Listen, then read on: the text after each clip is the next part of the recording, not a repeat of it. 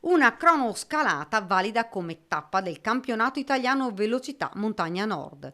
5.930 metri con partenza da Mezzavilla a Fregona e arrivo a Valsalega.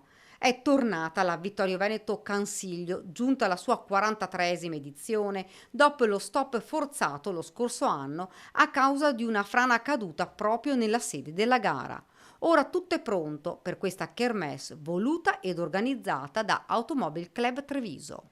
Gran bella gara, penso che sia soltanto l'inizio di tutto quello che da oggi fino al 2 di agosto andremo a scrivere in termini di presenza, di territorio, in termini di storia, in termini di accoglienza, di tutto quello che il nostro bellissimo territorio trevigiano può dare.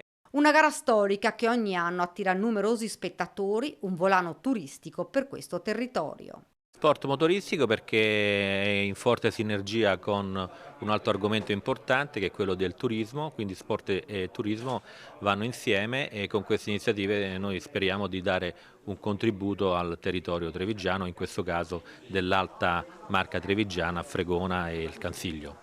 Riflettori accesi su Fregona che sta organizzando una serie di iniziative ed eventi collaterali, la soddisfazione del sindaco.